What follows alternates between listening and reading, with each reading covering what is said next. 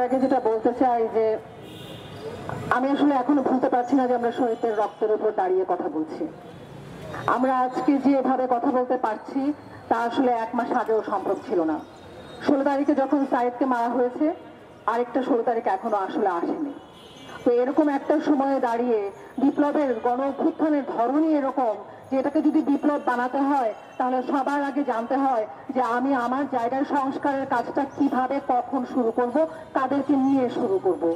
ঠিক এরকম একটা জায়গা থেকে আমাদের বিক্ষুব্ধ থিয়েটার কর্মীগণ এবং আমরা এখান থেকে যা শুরু করতে চাই তা হলো খুব পরিষ্কারভাবে আমরা এখন পর্যন্ত থিয়েটারে যার যেসব অভাবগুলো ফিল করেছি এবং যেসব কারণে আমাদের দলীয় নির্বাচিত মহাপরিচালক বা দলীয় এবং ফেডারেশনের অংশ সেই মহাপরিচালকের কাছে আমরা যেহেতু সেই দাবিগুলো নিয়ে গিয়ে কোনোদিন বাস্তবায়ন করতে পারিনি, ঠিক সেরকম একটা জায়গা থেকে আমরা এখন কাজ শুরু করেছি সংস্কারের।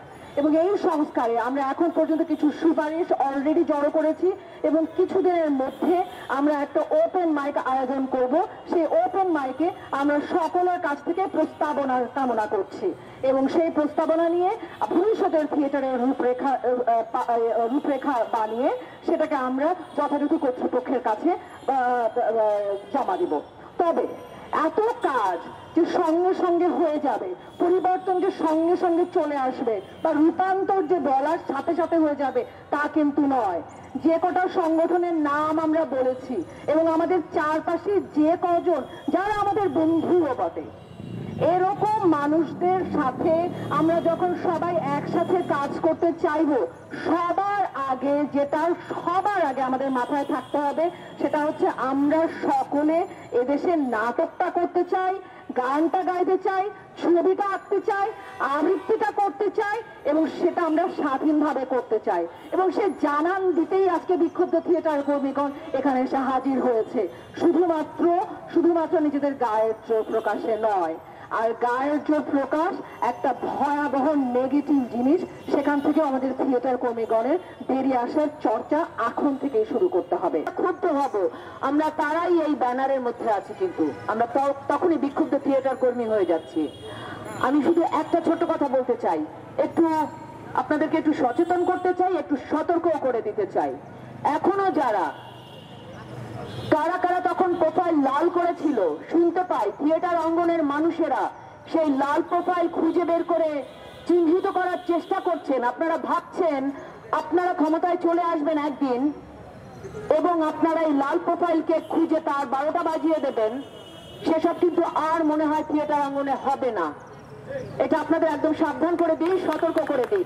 এই থিয়েটার অঙ্গনে আমরা আর কোনোদিন, এটা শুধু আমার কথা না, আমি আসলে প্রতিধ্বনি তুলছি অসংখ্য মানুষের, অসংখ্য তরুণের, যারা এইবারের এই ছাত্র হত্যার বা এই আন্দোলনের সাথে যারা ছিল তাদের অধিকাংশই ছিল তরুণ। সেই তরুণদের প্রতিধ্বনি তুলছি। আর আমরা এখানে কোনো রাজনৈতিক নেতৃবৃন্দকে দেখতে চাই না। আপনার রাজনীতি করতে ইচ্ছে হয়, আপনি প্লিজ মাঠে যান। আপনার পার্টি অফিস কোথায় কোথায় আছে আপনি খুঁজে নেন। শিল্পকলাতে পার্টি অফিস করবেন না, শিল্পকলাতে রাজনীতি করবেন না। আপনার একটা মতাদর্শ থাকবে, প্রত্যেকে মতাদর্শ আছে। কে রাজনীতির বাইরে, কে আসলে আমরা পক্ষ বিপক্ষে দাঁড়াই না। আমাকে কেউ মারলে এখন কেউ যে মেরেছে তার পক্ষে দাঁড়াবেন, কেউ আমার পক্ষে দাঁড়াবেন, তার মানে তো পক্ষ আছেই একটা।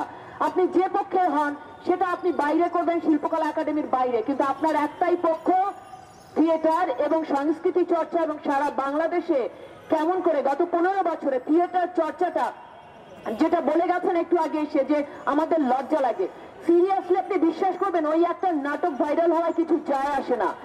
মিডিয়ার লোকজন যখন এসেছে আমাদের গত 19 তারিখে আমাদেরকে কেউ কাউন্ট করেনি। মিডিয়া এসে আমাদের ইন্টারভিউ নেয়নি, নিয়েছে সব মিডিয়ার লোকজনের যাদের ফেস ভ্যালু আছে, কারণ আমরা আমাদের জায়গাটা শক্ত করে কোথাও দাঁড়াতেই পারিনি। থিয়েটারকে কেউ কাউন্টই করে না, নাচ কেনা, গান কেনা, কবিতা কেনা, কোথাও আমাদের কোনো মূল্য নাই। 15 বছরে আমরা এই দেশের মৌলবাদিতার চাষ করেছি এবং সেটা বিগত সরকার করেছে।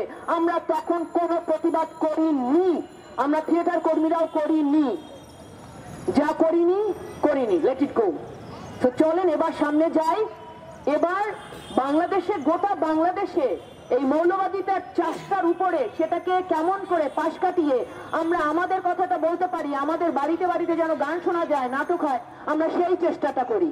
আরেকটা কথা, আপনাদের এখানে অনেক সিনিয়র আছেন, তাদেরকে বলি, গতকাল আমাকে একজন একটা থিয়েটার দলের নাম নেওয়ার কারণে আমাকে একজন এসে বলেছিলেন অমুক থিয়েটার দলের নাম নেওয়া হলো, কই তার সিনিয়র তো আসেননি। আমি বলেছি প্লিজ এখন থেকে তার দলের যে জুনিয়ররা নেমেছে, তরুণরা নেমেছে, এখন থেকে থিয়েটারটাকে একটু তরুণদের দিয়ে চেনেন, তরুণের নামে থিয়েটারের দলটাকে চিনতে শেখেন।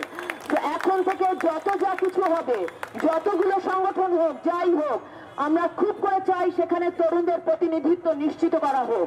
তারা, আমরা অনেকে যারা একটু বড় হয়ে গেছি, তারা এখনো চোখে তাকিয়ে কথা বলতে সাহস পায় না। তরুণদের এখন সেই সাহসটা আসে, সেই তেজটা আছে, এবং বাংলাদেশ যে জায়গায় আমরা দেখতে চাই শিল্প সংস্কৃতির জায়গায়, সেখানে ওরা যেন চোখে চোখ রেখে আপনাকে বলতে পারে, যেন শাসন কাঠামোকে বলতে পারো তুমি ফুল, তুমি কে। কাজে তরুণদের নেতৃত্ব আসুক, সেটা ভীষণ ভাবে চাই। এবং ডেফিনেটলি আমরা থিয়েটারে যারা আছি, আমরা সবাই একসাথে বসবো, সেটা আমাদের পরবর্তী পরিকল্পনা। আমরা একসাথে বসে আমরা ঠিক করব আমরা কোথায় দেখতে চাই কাউকে, শুধু কোনো রাজনীতি দেখতে চাই না এখানে। সবাইকে অনেক ধন্যবাদ।